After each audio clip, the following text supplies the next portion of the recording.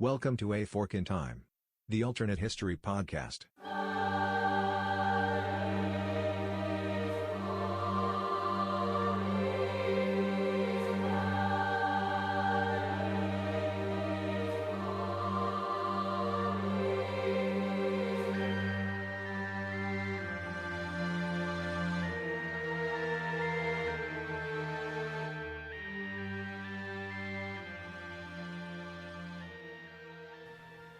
If you are looking for A Fork in Time, the Alternate History Podcast, congratulations, you found us. Welcome to the show.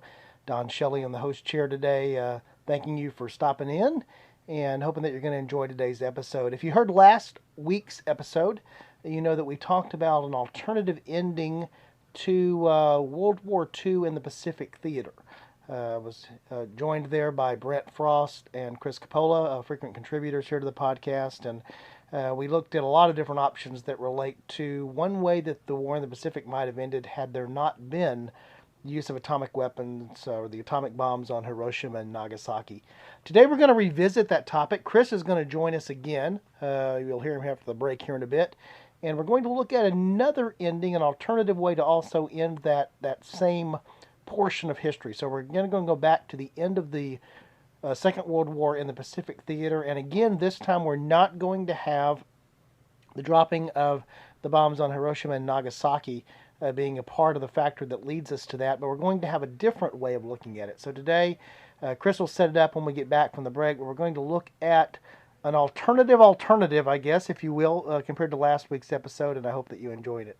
So we'll see you after the break. Thanks.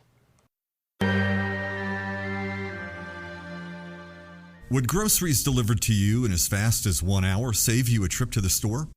Instacart makes that possible thanks to personal shoppers in your area who hand-select items based on your preferences from the stores you love. And shopping multiple stores is possible on a single order. Instacart picks the freshest produce and even keeps your eggs safe, all while finding everything you usually buy, providing smart suggestions for new items, and even highlighting deals to help you save money. And now you get free delivery on your first order over $35. Let Instacart know we sent you and help support our show by following the link in the show notes. Instacart, groceries delivered in as fast as 1 hour. Welcome back to A Fork in Time. As I mentioned before we went to the break, we're going to be joined today by Chris has become frequent enough now. It's hard to call him a guest. I'm going to call him an intermittent co-host of the podcast, and I'm comfortable with doing that. I think Alexis would be as well. So once again, joined by Chris Coppola today. Chris, of course, joined us on a recent episode here. We were talking about an alternative end to World War II, and we had actually talked as we were leading up to that episode about a couple of different ways to look at an alternative end to the war in the Pacific. So wanted to have Chris back on. Don't know if this is going to be our theme for all of the month of August, but it just might carry that way through a couple of different ways. But as Chris and I were talking off podcast, our last thing, the negated nuke sort of went dark. So this is the light and happy perhaps version of an alternative end to the war in the Pacific. So without any further ado, the next voice you're going to hear is that of Chris Coppola. Chris, welcome back. Hi, thanks for having me. Always good to have you. So, Chris, you were the suggested fork for our negated nuke episode, where we managed to not have the capability for a decision to even be made to drop a nuclear weapon. And so today, as I just mentioned here, we're going to take a slightly different turn again on an alternative way to end the war in the Pacific. So I'm going to let you sort of set up the concept here and we'll get rolling on it. So the concept here deals with the Potsdam Declaration, which was made in late July at the Potsdam meeting between, it's kind of revolving chairs. At one point, it's Truman, Stalin, and Churchill, and then halfway through, Churchill gets voted out and they bring in Clement Attlee. But basically, coming out of the Potsdam meeting, Truman and Attlee issued what was called the Potsdam Declaration, which basically told Japan, we will rain fire and do nasty things to you if you don't surrender right now. And Japan's reaction was, I believe the word was shigemitsu, which means killing with silence. We're just going to completely ignore that this even happened. We're not going to respond to it at all. The the thing about the Potsdam Declaration is it there's no specific mention of any new weapons. Trinity test, the first test of a uranium bomb had already, Trinity was plutonium, had already happened. Truman actually got word of it on the way to Potsdam. He told Stalin about it there, and there's a lot of discussion as to, how much did Stalin know more about this than Truman did because of their espionage efforts. But in the Potsdam Declaration, they don't mention anything new. I think in the last episode we did talk about, we were leveling cities with just what we'd already been doing. So by promising prompt and utter destruction, which is the phrase is quoted from there a lot, that doesn't necessarily let Japan know that we have anything, up our sleeve other than what we've been doing. But I think if they were to change the Potsdam Declaration and say, listen, we have this new weapon. 2, we will allow you to keep the emperor on the throne. That was one of the big issues in internal discussions within Japan. The United States had been basically demanding unconditional surrender, which means you sign a document and you put us in your hands. You don't get to ask for anything. And a lot of the peace ministers in the Japanese government, that would have brought them over. That would have been enough for them. And then also, I mentioned at Potsdam that this declaration was issued by Attlee and Truman. Stalin's there. And Stalin's about to come into the war in 2 weeks, so he knows what he's about to do. But I think they don't mention that. So a Potsdam Declaration that mentions maybe not necessarily nuclear weapons, but something about a new weapon that explicitly says you can keep the Mikado, you can keep the emperor as a figurehead, and that has a Soviet commitment to enter the war, I think that may be enough to encourage the Japanese to accept a surrender before we drop the nuclear weapons, before the Soviet Union gets involved. So like you said, this is kind of the happy, sunny version of this where we can all shake hands and it's over. Right. Well, and the other thread that I picked up on, which, part of the reason I thought this was an intriguing way to sort of balance our last episode, because it's, again, same outcome, but very different subsequent results. We'll talk about those because that's what we do, obviously, here on an alternate history podcast, is how things are different. But we talked about, was the motivation for the Japanese surrender in the real timeline really the dropping of the 2 atomic bombs, or was it the declaration by the Soviets? And, I think we came down fairly consistent across the 3 of us, you, Brant, and I, who were on that episode, that, the Soviet declaration, the Soviet, the Soviet activity had as much to do, if not more, than the actual dropping of the weapon did.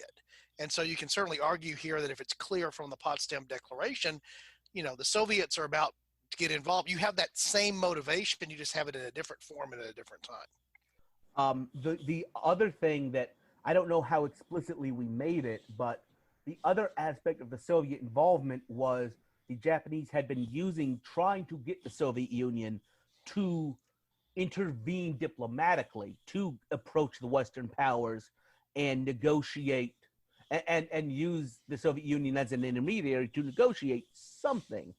If it becomes clear that the Soviet Union will not do that, not that they're coming in with their force, but they won't be the friend of the Western allies that they can actually talk to, that also is going to encourage the Japanese to just accept whatever's on the table. Right.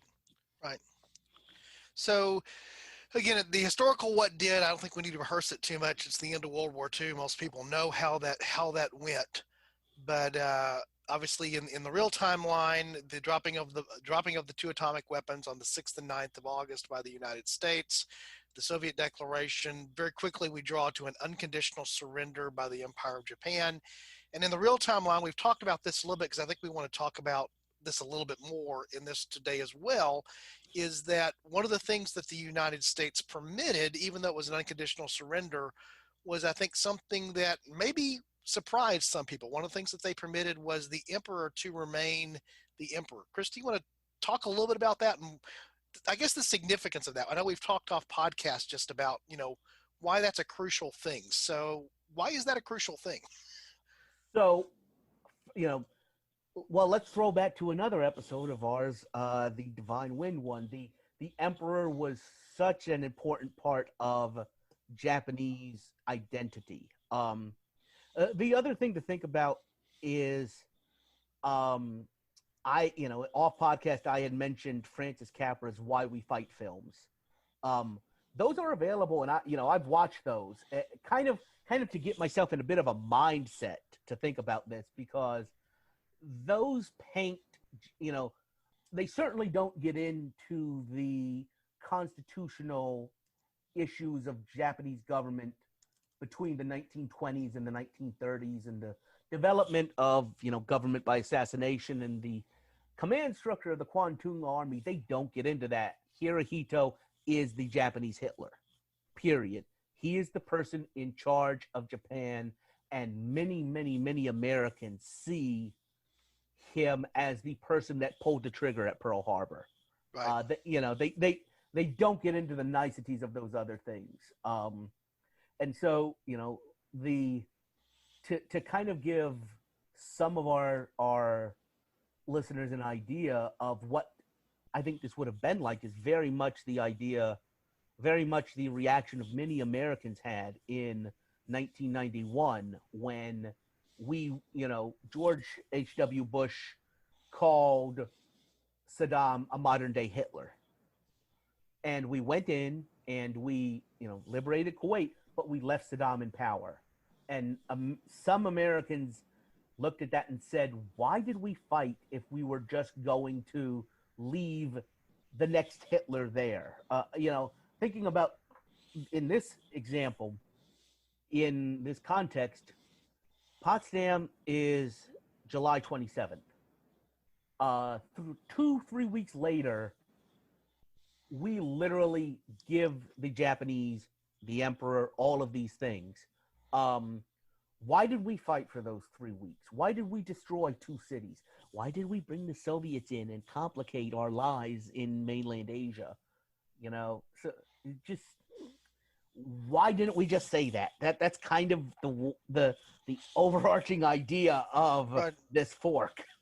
Right. Is that the if that was what it was going to be, what was that, as you said, what was that 3 weeks about at the end of the day? Yeah. If you're just going to agree to that anyway. And I think you're onto something there in terms of what the American perspective was. I think a lot of the population, for example, the difference between how Japanese Americans and German Americans were treated during the war isn't, I think, played out in the mindset that was there. The sneak attack would be the term that would be used by the Japanese versus, going to war with Germany. There was a distinction that was made, I think, even in that, which is noticeable, and you can sort of see how that plays out. The flip side of this, though, is why is it important to the Japanese people? Well, he's divine, right? I mean, that's Right. That's the reason we talk about divine wind in that episode. There is the importance of a divine intervention back during that particular case with the Korean naval invasion way back during the day of the Mongols. But it's important to the Japanese that the emperor stays intact culturally. Why? It's almost the Japanese religion, Shintoism, the Japanese political of everything is built. The emperor is almost what it means to be Japanese. He is so, as one person, wrapped up in what the nation is about. Right. He's baseball and apple pie, and then some. And so it's important to the Japanese to have a sense of honorable surrender and still have some national identity in all types of senses there to have him in power. So one of the questions that I would just ask, and I guess this is the first step down the alternate timeline, is why would the United States even choose not to require the removal of the emperor for the very reasons that you're talking about? So why would we choose not to? Let me think about through this. You mean why would we leave him in power? Right. Or why would we? Okay. Very simple.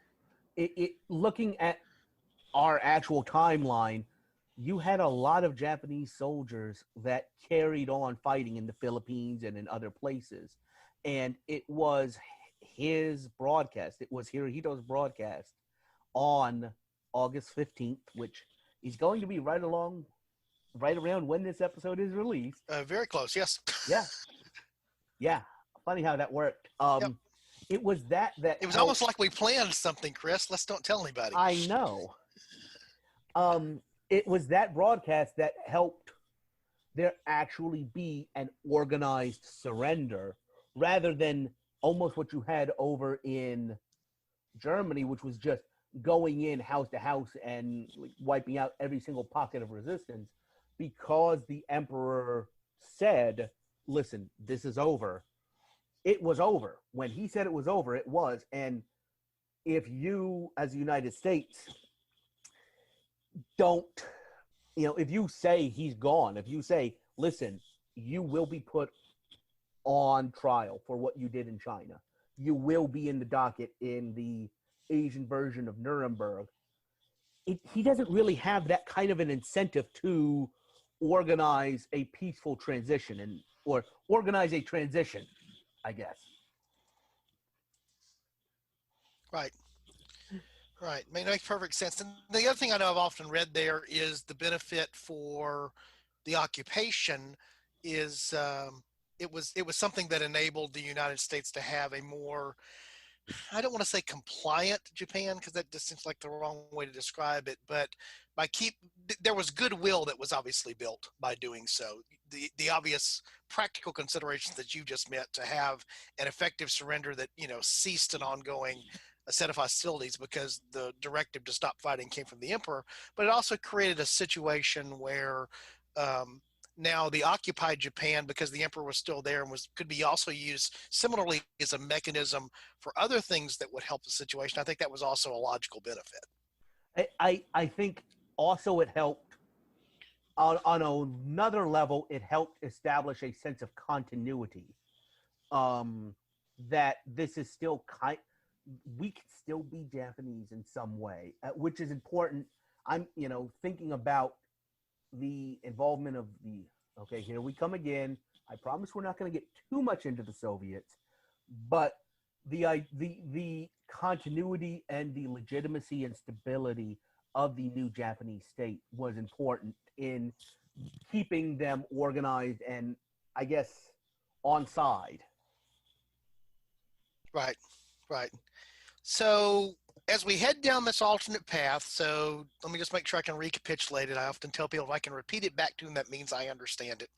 So we have a firmer Potsdam Declaration that beyond just this is not going to go easy, but made it more clear to the Japanese that it was in their best interest to go ahead and submit to an unconditional surrender. So they choose to ahead of this.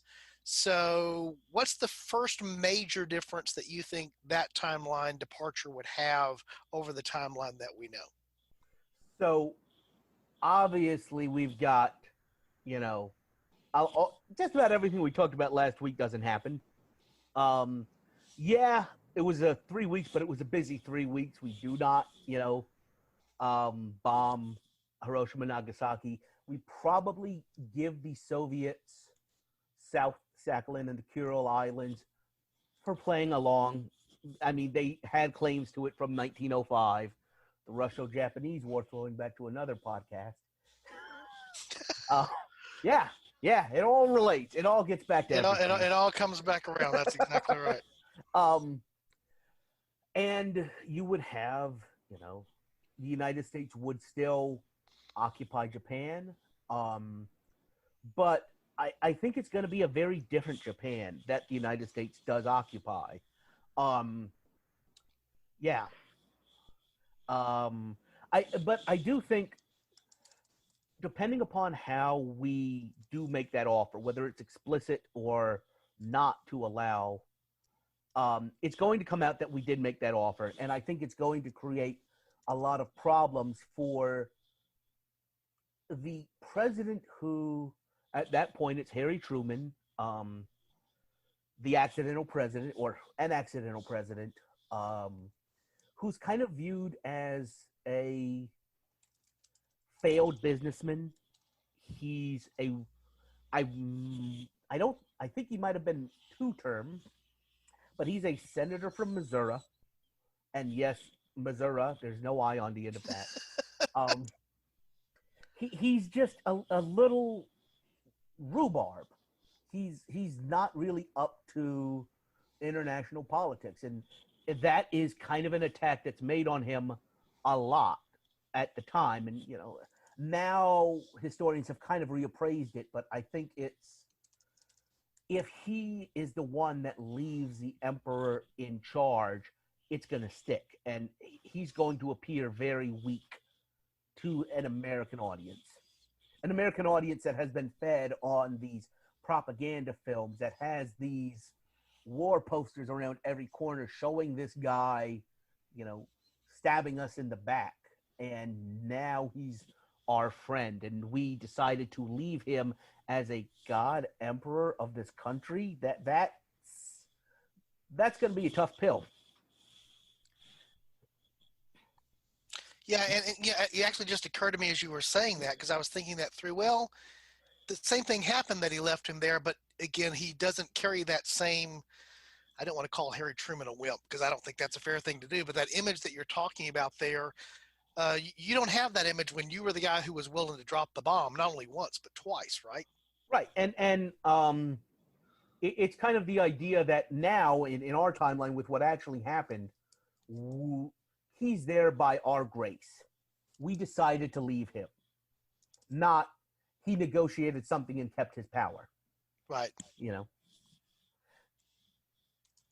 Almost like, think of what happened with the English monarchy and William III. He was brought in. Parliament invited him in. So that kind of establishes a power relationship there. Right.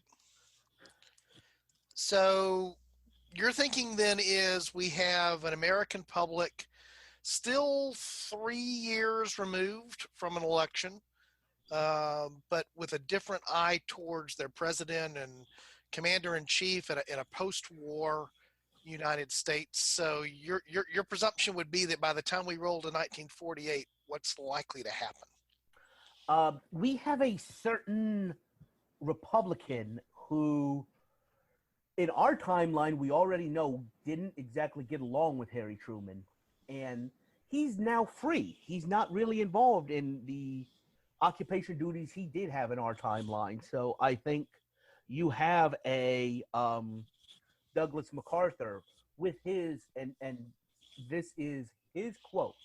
I understand how many people out there are going to cringe when I say this, but his insight into the Asiatic mindset, his personal understanding of how Asia works, that he would come back and say, we should not have made this deal. We have, this was a mistake and all these other things. And frankly, looking at the election of 1948, even assuming that the Democratic Party doesn't splinter every which way, which it does, I think if you've got some charismatic war hero coming back, and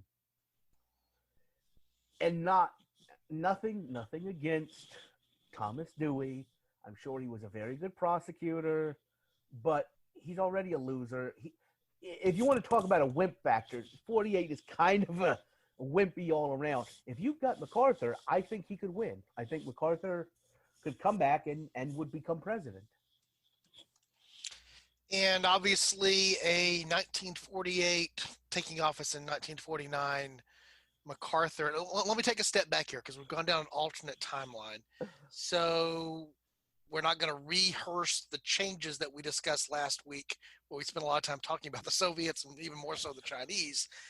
In this alternate timeline, what is the state of Korea? I would say Korea is an independent, unified nation, probably under some form of United States influence. I don't know to what extent. And the main reason I say that is we've bought the Soviets with what their claims were against the Japanese home islands, and they don't have claims. We keep them out of Korea. The reason they're in Korea in our timeline is because we needed them to launch a ground invasion, and that was the price of it. Right. So under that scenario, the presumption would be no Korean conflict or a different type of Korean conflict? No Korean, because they're all our Koreans. Right. Yeah. And then any other continued, I guess, American-Soviet embroilment in Asia in this alternate timeline? Oh, absolutely. I think it's hard to say, but for the sake of not turning this into last week's, let's say China develops like it did in our timeline, because I think that's fairly realistic. You now do have the situation we had in the winter of 1950, which is the United States bordering a communist China, which China has some agita, some heartburn about. But I don't know if they go ahead and we have any form of Korean War. It may be just a defended border. Right. and a Secretary of State maybe remembers to mention that we will defend them, which might also have a slightly different outcome in history as well. Well, keep in mind that Secretary of State isn't Secretary of State. Right, exactly. She's Truman's Secretary of State. Exactly. And so we have potential for conflict, a Cold War-esque conflict between the U.S. and the Soviet Union and Asia. Obviously, Germany still has the same setup that it had before. So you presume that we are moving towards the same type of Cold War that we'll see that in terms of the European focus, right? I actually see Japan developing a little bit more like Germany did, in that the Japanese Constitution of this day, of right now, they are trying to change it to allow them to use military force outside of their borders. Right. And in Europe, the way we got the rest of Europe okay, and I just mean okay, with the idea of arming Germans for anything, was that they would be part of the NATO structure. They would be part of a structure defending all of us. I think in our alternative situation where some of traditional Japan survives and they do not have the trauma of the nuclear bombs, I think the United States can, in some way, and I understand, even now, this is a very sore subject in Korea and Japan, but the United States can channel some of Japan's rebuilding energies into a regional power allied with us to carry some of our power projection in East Asia. So that they're not just, right now, to a large extent, they have some forces, but I think with a level of continuity and with kind of an American stamp of approval on them, they actually could be involved in an American version of NATO in East Asia. Okay. So some form of Asian treaty organization that, so maybe there's maybe the Philippines, Japan, pick Korea, pick your countries that are aligned over there that are the Asian Pacific version of NATO. So I guess this is all leading to, you've got MacArthur now sitting in the White House in 49.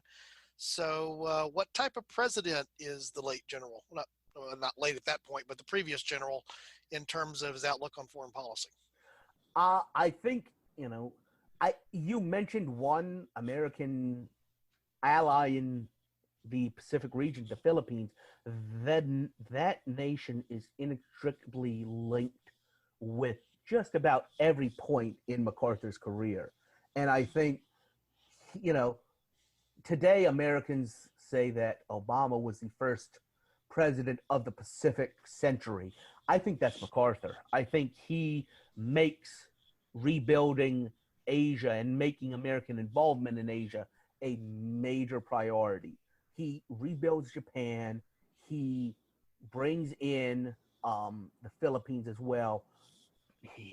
Due to his war, one of the reasons in our timeline that Eisenhower was successful as a supreme commander of NATO was he had formed personal bonds with the leadership of the Free French, of the British, of the military of the Low Countries. Who was MacArthur fighting with? He was fighting with Australians and New Zealanders in New Guinea. Right. So I think he would pivot to Asia. He would build an American alliance along what is considered kind of the first island chain, along the Japanese home islands, probably down to some form of normalization of relations with the Republic of Korea, assuming that develops the way it does. We have, the Taiwanese nationalists or the Republic of Korea to the Philippines. And interestingly, right now, he pays attention to what happens in Indonesia, because right after the war, Indonesia starts a revolution against the Dutch, and eventually they succeed by 49, right when MacArthur would be coming into office. And I think MacArthur is going to make Indonesia a priority, kind of tying off that southern end of a chain of islands, protecting the Western Pacific, protecting Australia and New Zealand from encroachment coming out of mainland Asia. Right. So that, just those changes the landscape, obviously, where the lines on the map are, what's together, what's not. That sets up for a potentially very different flow moving forward to modern history. I mean, it's, again, that small deflection there, the economic differences, the political differences, the military differences. That's a small deflection, but I could easily see how that deviates a great deal down to where we are today. Right. I mean, we mentioned the Asian tigers. Imagine them with a Marshall Plan from the very beginning. What does that do? Yeah, and it's one of those situations where it's such a small deflection that it may not seem like much until you realize, so how it sort of plays out. That, of course, anytime you change the leadership, when you change the presidency of the United States, we've talked about so many different scenarios here on the podcast where there's a change and, assumes the presidency. That position has such influence both domestically in the United States and, of course, internationally. Now, once you've changed the personality that's in that office, you've changed a lot, potentially, and the personality of it. So I can certainly see that there. So how does MacArthur stand towards the Soviets in Europe, in your thought? Very, very, very aggressively. He's, basically, you did an earlier episode of Patton. While he may not actually launch an invasion while we have an army over there, I don't think he would. He's definitely taking an aggressive stance towards the communist power in Eastern Europe. Right. But that's kind of in keeping with our timeline, because I agree with you. Looking at Harry Truman, he wasn't a wimp. He did confront the Soviets. Right. He comes across, though, as again, it's that difference between having, of course, Truman was a soldier in World War I. So you can find pictures of Truman out there as a soldier. I think I haven't even pulled one up here, but the memory I have in my head, I think he's certainly wearing his glasses as a soldier in World War I. When you see a picture of Eisenhower, you see a picture of MacArthur, almost always in their uniform when we see them today historically, and you think of them as generals. Right. And that translates over to once they're in the office. And that's been true throughout American history. Anytime that someone who was military before, they're president, but they're, to a lot of folks, they're general first and president second. At least that's the way that I tend to run through it in my head, whether that's accurate or not. Yeah, I think so. So MacArthur in 48, so he goes on for 8 unchallenged years, right? No, absolutely not. Looking, geez, we've talked a lot of foreign policy, but, looking at MacArthur and his mindset and how he does things, I tremble at him being a president. He, Brandt last time I think mentioned he was the smartest man in the room. He knew it and everybody else knew it, and he knew that everyone else knew it. He's not exactly, many, many times you hear MacArthur called an American Caesar. Right. And that's something that I agree with.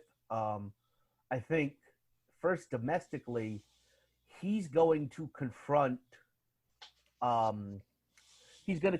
the post-war somewhat economic doldrums very differently. I think he's going to attack a lot of the New Deal programs that Harry Truman, of course, supported, and even later on, other presidents, that Social Security, Medicare have become kind of, it's weird to think of not having them.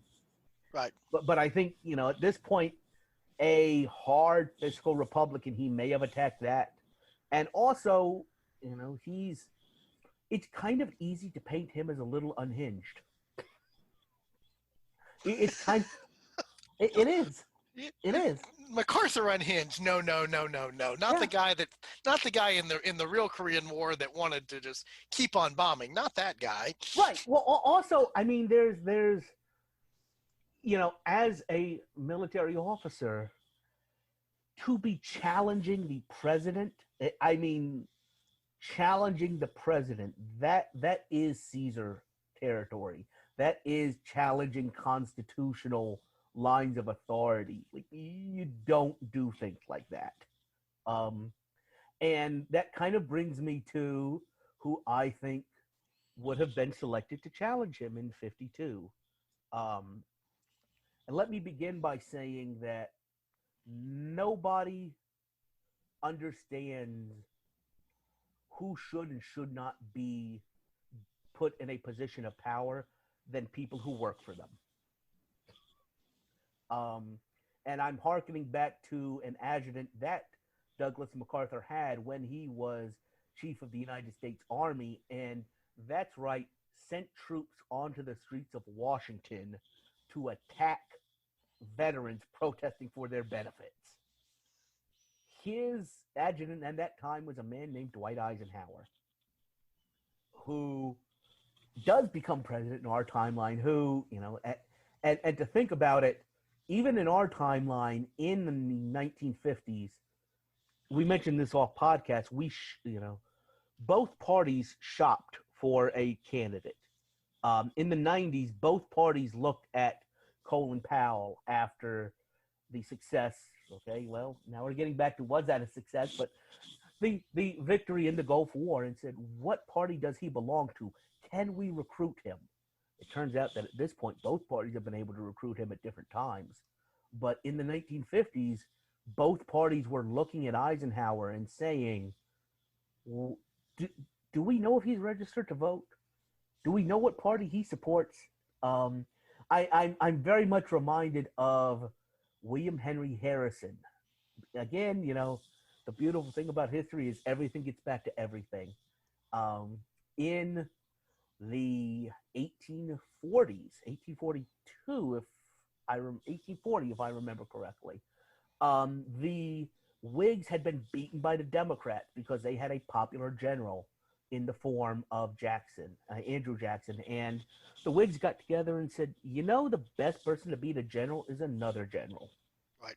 So you've got somebody else who has the bona fides of the national security bona fides. You've got somebody who has a little bit more of a collaborative approach to foreign policy. And, also just to think about it this way, if you look at what our timeline Eisenhower did, he got the federal government involved in education. He had a massive infrastructure project, and under his administration, the upper tax bracket paid a higher marginal rate than it has ever paid since. Those don't sound like Republican talking points. Right. And so if you've got an Eisenhower who is sitting there looking at a MacArthur getting closer to being an American Caesar and, remembering what it was like to work for this man and kind of understanding what he's like, I think you have an Eisenhower run and now he's president in 52. So under your scenario, the battle of the generals, Pacific versus, Europe versus the Pacific theater, you think Eisenhower probably prevails again. Now this is Eisenhower as a Democrat, running as a Democrat in 1915. I think you made the case for why, certainly when it comes to domestic policy and other things as well, maybe even temperament, it's not impossible to imagine him being able to run under, as you said, both parties went shopping. He just happened to end up being a Republican. So under that scenario, we moved from a MacArthur administration to a Democratic Eisenhower administration. So again, carrying along this historical what if down this branch of the fork, what does that shift do, if anything? Is it a major shift or a minor shift in your mind? I think this kind of history closes back in on itself. I mean, we literally just had Eisenhower elected again in 1952. It just so happens he's got a different letter beside his name. That's what we just changed. Right. And back candidly, probably, this is one of the things, actually, I'll share this today, Chris. We were talking a little bit off podcast about some things too.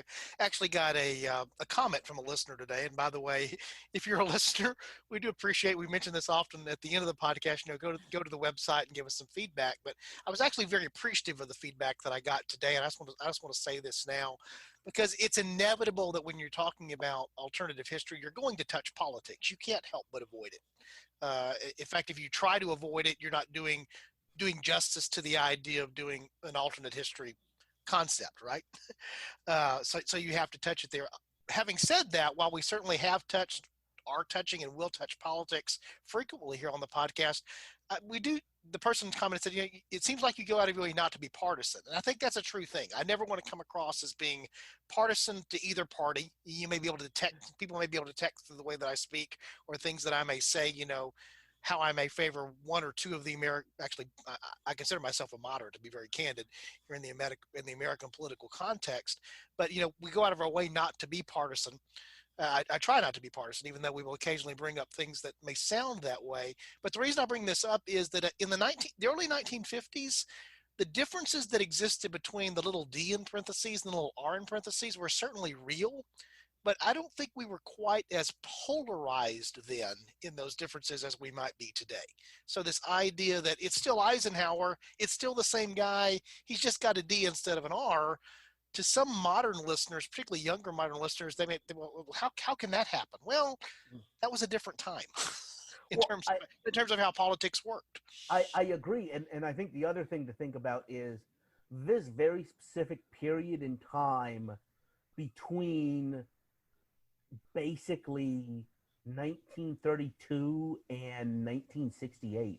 Yeah, okay, that's 30 years there. But this is a period when parties kind of split, where parties kind of rearranged themselves. And I think it's really interesting to think about that in terms of what happened to the Democratic Party in 1948, because you had, Strom Thurmond. Right. Strom Thurmond was a Democrat, and so was Henry Wallace, who most people, thought he was one step from being a full-on socialist. Both of those people found a home in the Democratic Party. It was a big tent. Yeah. It was a really big tent. And one of the things that, the calm, grandfatherly, at least to the public perception of Eisenhower was able to do is to build their tent. So that, those things I outlined as what Eisenhower accomplished, those to somebody else sound very democratic. And frankly, the other thing is, I think what our Eisenhower did was help establish and normalize a lot of the New Deal. He kind of helped entrench that this isn't going to swing back the first time we get Republicans in power. Right. This is kind of what the American standard is now.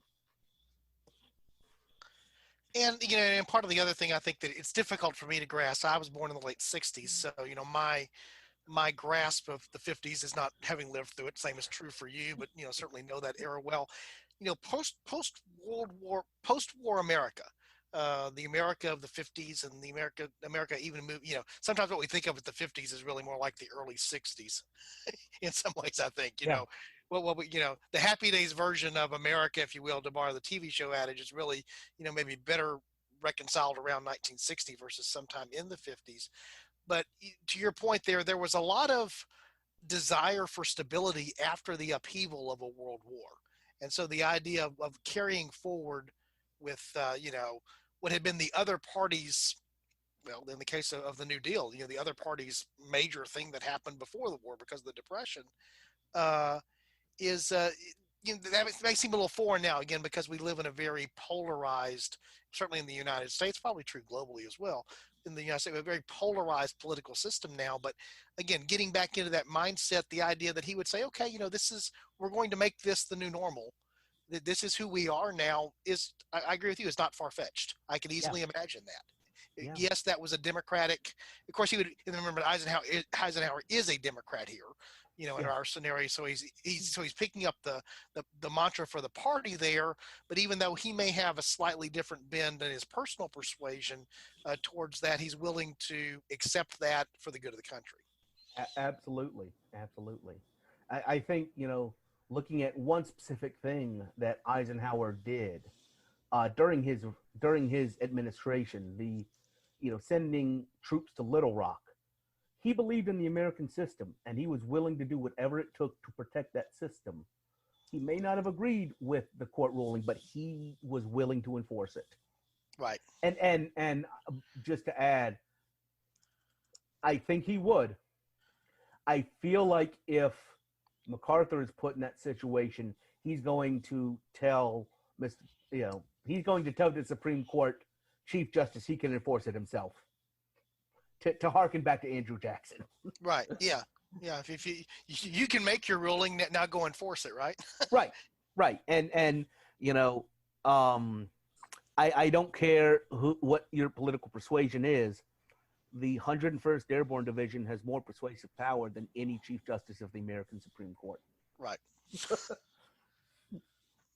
The other thing that strikes me there, again, just thinking this through, we were talking about a lot of times we like to work a little bit here on A Fork in Time without a net. I like the interaction of going through a conversation without always having it fully planned out ahead of time. The thing that just occurred to me, of course, is the other thing that is a potential deviation in history. Again, the MacArthur presidency election in '48, an Eisenhower election in '52, is that it's very hard for me to imagine that Eisenhower's vice president is one Richard Milhouse Nixon, the Democrat from California. That's not going to be the case. And so, one of the interesting things there is what is, again, these minor deflections in history become major deflections in history in the sense of you don't have a former vice president running for the presidency in 1960 and then ultimately being elected in 1968. You have something else that's happening there. I'm not going to say Nixon's not going to be a political figure because I think he would have been no matter what. He would have, risen to some prominence either way. But you don't have, the same vice presidents that become presidents. All the things that flows from that just by making that one small change. I would say I agree that Nixon would not be Eisenhower's vice president. I think that's pretty safe to say. But I'm not even willing to say that he, in a Republican Party that basically had not won a national election since 1928, with one exception where they have a war hero coming home and displacing probably somebody who, in our scenario, left the war unfinished. Other than that one election, the Republican Party had not won an election since 1928. And I think a Nixon can definitely make a run for the presidency in 1960 as kind of another kind of Republican, because if you don't have even the the winds of Eisenhower in the 50s, the Republicans are sitting there saying we need to change, we need to shake things up, and I'm not willing to preclude a Nixon run in 1960 as that shakeup. Yeah, although I agree with you, although it's a slightly different thing. It's another Republican, quote unquote, outsider from California, perhaps. Yeah, I think so. I think that's a distinct possibility. And given Nixon's political skill and what he eventually identified in '68, maybe he runs as that. Right. And and again, so that's part of the other thing that I immediately go to there, and we didn't talk about this off podcast. I'm going to ask, do we end up with something like the Vietnam conflict in your proposed alternate timeline? Yes. So how does that come to be? I was thinking about it, and part of what I thought about in our timeline, keep in mind, the United States, when it was fighting in Vietnam, had Australian and New Zealanders along there with us, and I think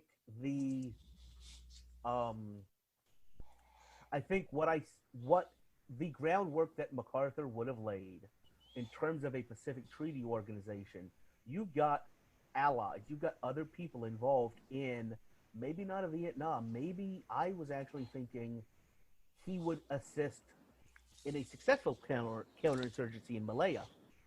The British fought there, and I think the United States would be involved much more in Southeast Asia. All of the upheaval, I mentioned Indonesia a little bit, they had a full-on civil war right up until 49, and even after that, the ruler of Indonesia, Sukarno, comes in as a nationalist, and he slowly starts shifting towards the left as a, he starts in the non-aligned movement of the 50s, and again, still talking our timeline, and by the 60s, he's, accepting Soviet military aid, and what the United States wound up doing was paying a general to overthrow him, and that general was in power from 1965 right up until the financial crisis in 97. That probably gets pushed up with more American involvement in Asia. I think you would have the Indonesian Civil War, an Indonesian war, where you've got the United States, Japan, Australia, the Philippines intervening to support a pro-Western-ish state in the Philippines, or in Indonesia. What form that takes, given the large Muslim minority or majority in Indonesia, given the different ethnic divisions there, that's a whole mess. That's a big mess, and without it, we would have stumbled right into it. So how does that, I guess, the thing that I always think about when it comes to Vietnam, I know we're getting, further and further ranged afield here. That's the way it tends to work, is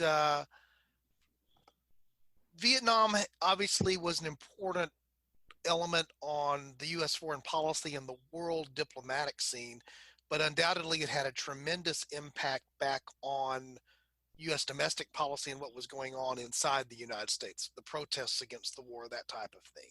So under this alternative war in Asia, the Malaysian Civil War, same type of thing here, a different type of thing here? In other words, is this more of a supported war for some reason, or does it probably end up with some of the same implications of Vietnam? I think it winds up with some of the same implications. I'm just thinking about the way across the world, the summer of 1968 blew up. Everybody is against the old system, and I think in this scenario, if we brought more people to whatever Southeast Asian quagmire we wind up going to, that just means those countries are going to be affected too. The protests in those countries are going to be about that rather than about whatever the left bank of Paris erupted over in May of '68. it, the United States is facing, and this is something we didn't even touch on, but thinking about what the effects of the Americans being able to say that bombardment and blockade worked against Japan. Building forward, you're going to have a different American capacity. And I don't think America can have the capacity in any scenario to win what we're talking about. Right. It's I suddenly have an Admiral Akbar from Star Wars. It's a trap. Yeah.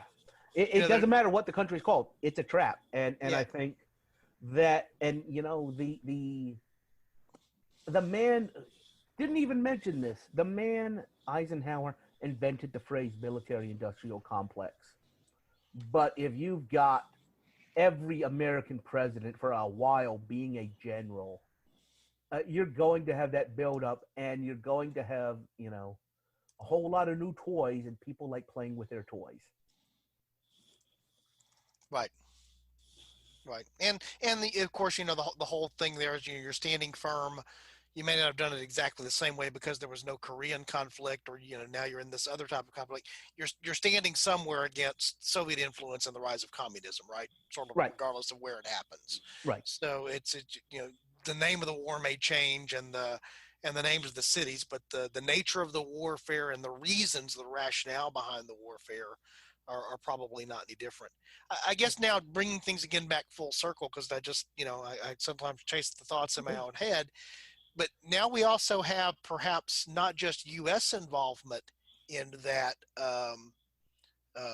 war, but you have this treaty alliance potentially that you mentioned that we're involved with in Asia. So are we in a Vietnam type war, or now I guess it's the Malaysian war in your situation there, with allies, or is the U.S. standing that alone?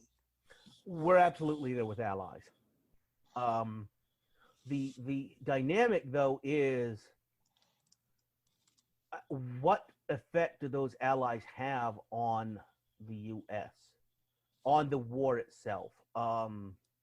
At what point do those countries reach the point where they want to get out, when they start trying to end it? And does the United States respond to that and accept that advice, or does the United States go it alone?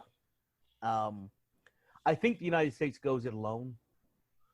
We should listen to those other countries, but we do go it alone, and I think to the detriment of our position. Right. Yeah. And so the timing on that, we're still probably talking here the 60s?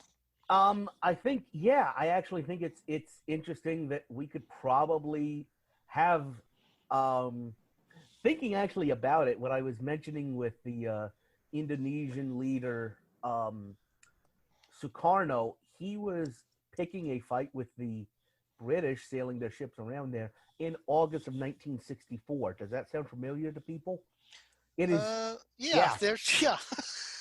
It's 2 weeks after the Gulf of Tonkin, and Indonesia is threatening to fire on British ships in their waters. So the coup that I mentioned that overthrew Sukarno in Indonesia was in 1965. So you could have that being the Diem coup in our timeline of November 73.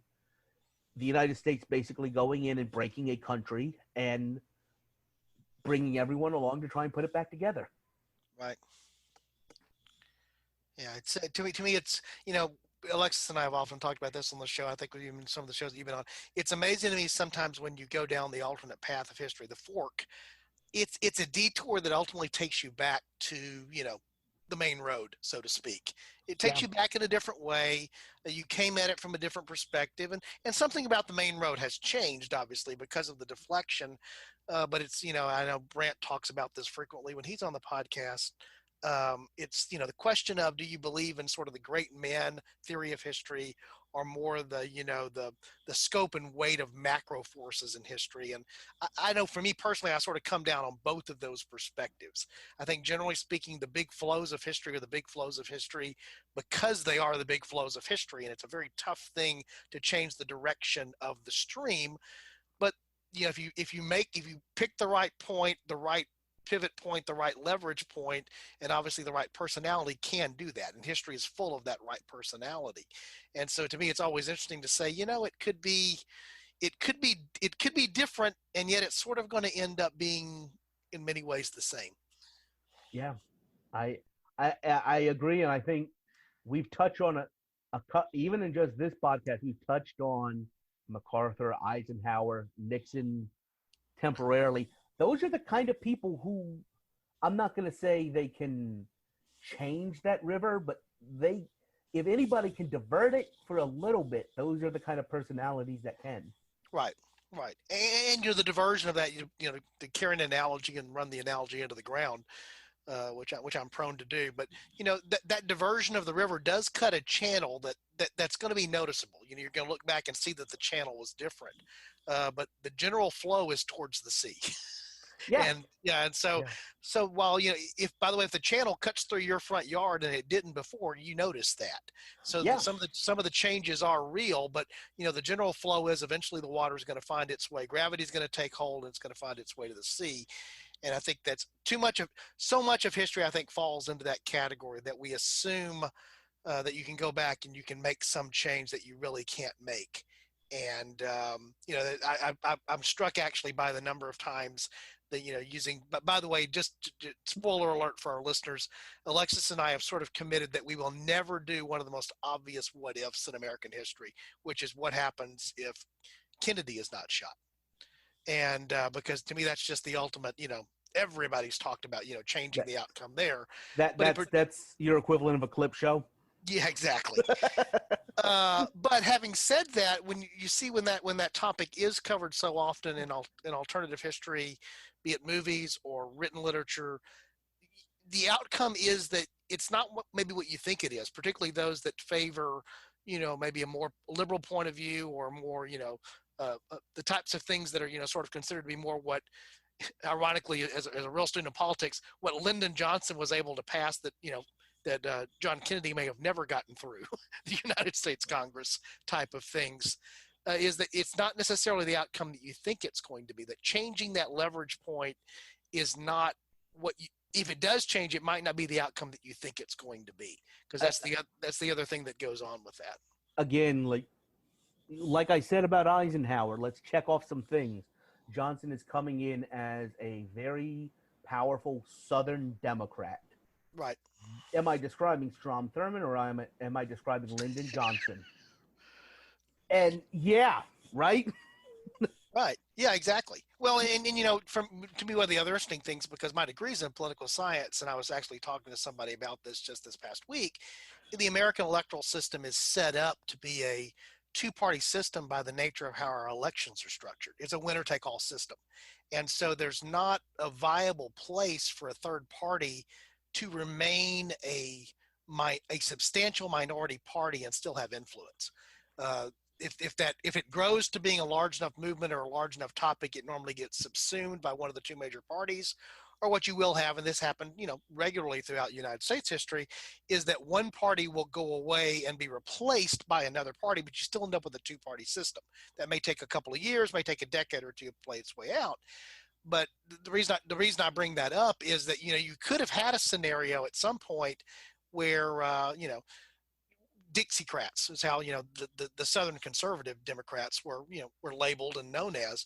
You could have had the rise of Dixiecrats that would have supplanted one of the two parties just under a different name. Or that wing of the Democratic Party becomes the dominant wing, and now somebody saying that the Republicans were the party of Lincoln makes a lot more sense.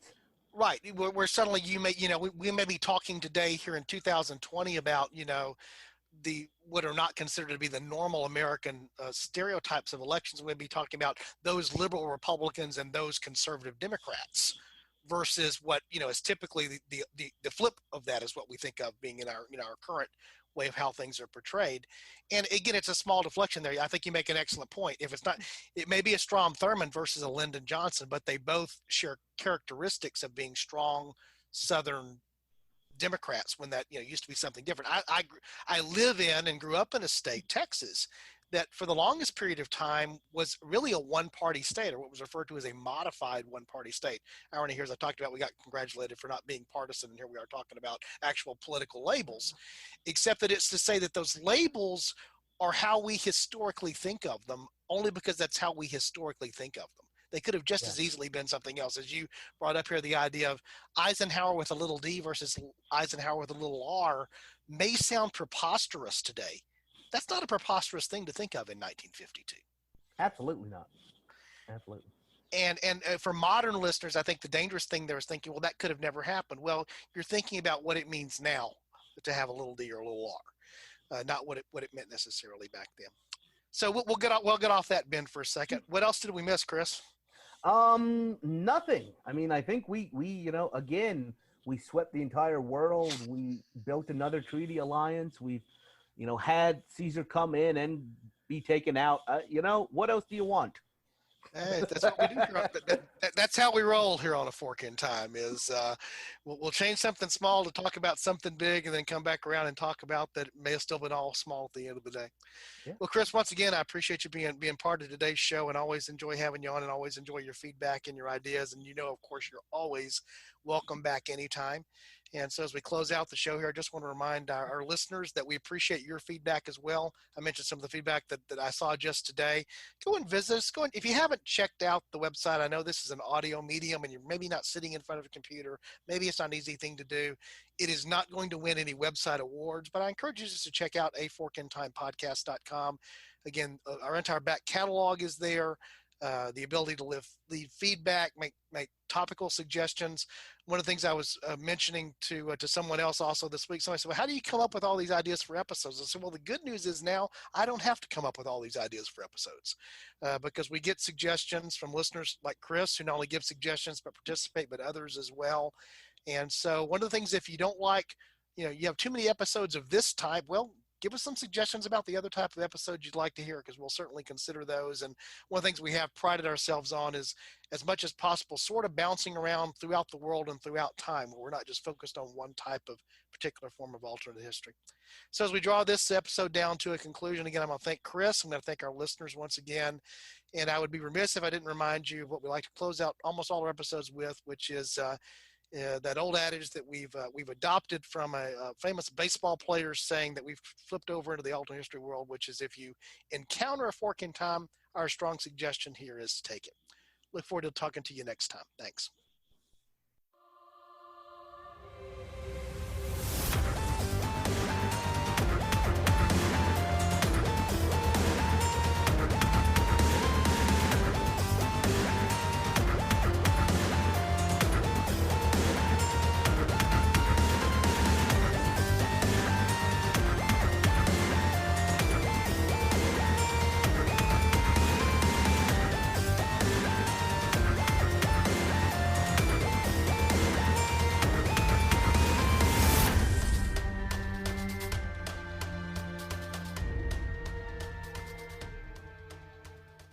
Thanks for listening to A Fork in Time, the alternate history podcast. Learn more about the podcast at www.aforkintimepodcast.com. Join us next time.